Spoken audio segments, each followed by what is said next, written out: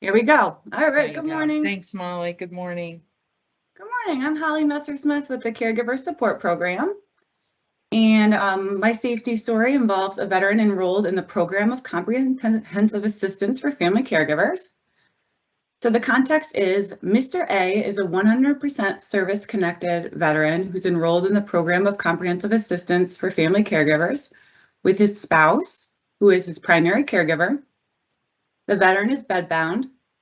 The veteran was transported by his spouse post a medical appointment and injured as the caregiver needed to brake the vehicle quickly and the veteran was not fully secured in his wheelchair, resulting in a bilateral femoral fractures.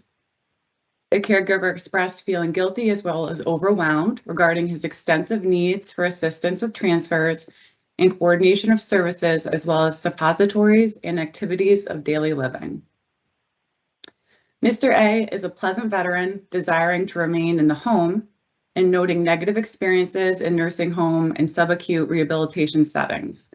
The goal is to support the veteran and caregiver preferences of the veteran sustaining in the community. As far as action, this caregiver support coordinator outreach to the caregiver for a supportive contact and to problem solve barriers to their goals. This caregiver support coordinator completed an updated case mix index to assess for VHA ability to offer further home health aid services. Additional home health aid hours were authorized per the increase in activities of daily living post that accident. This allotted for additional transfer and toileting assistance, mitigating caregiver stressors and veteran strain.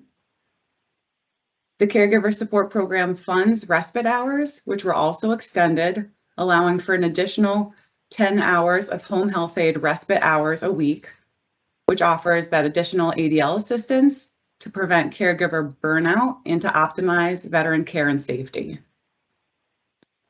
As far as result, the Caregiver Support Program recognizes it is important to honor veteran and caregiver preferences, to create a judgment-free environment, and to allow space to problem solve.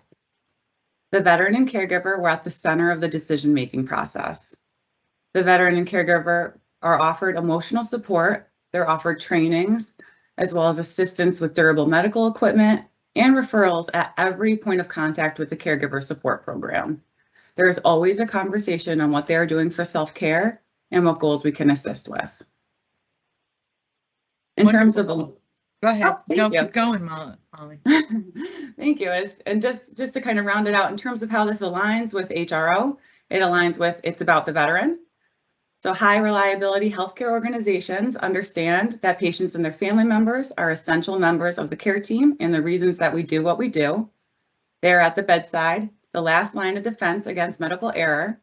And VHA, our veterans' care is our mission. We understand that by practicing patient-centered care, where veterans and their family members are at the center of the decision-making and are listened to when they raise concerns, we can provide safer, higher quality care. Patient-centered care provides greater value and support to our veterans. It also reminds us of the purpose and joy in our work, serving those who served our country. By focusing in on the veteran, we will achieve better outcomes and greater patient satisfaction, thus restoring our veterans' trust and helping us to achieve our goal of veterans choosing VHA first. Thank you.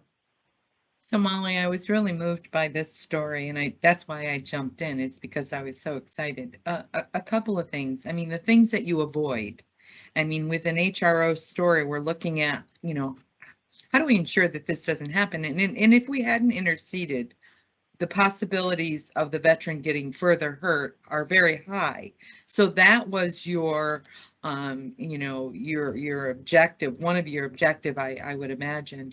I think this is a great story. I think it needs to go up through the chain to the national level, because these are the things that they're striving for the caregiver support program. And in some regards, the caregiver support program has been kind of on the radar of everyone at a national level. And this is just a beautiful story of telling what you do and what your staff can do to make it right for the veteran and the caregiver. So a great program.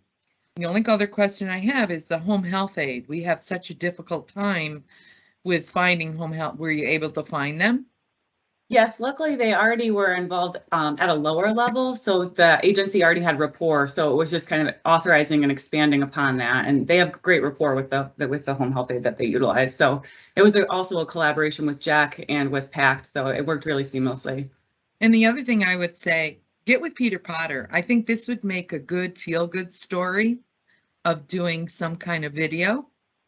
In maybe interviewing the veteran and the caregiver and talking about, the increased services that you provided. I think you can get a lot out of this for other veterans and for your staff. So hats off to all of your staff. Thank you.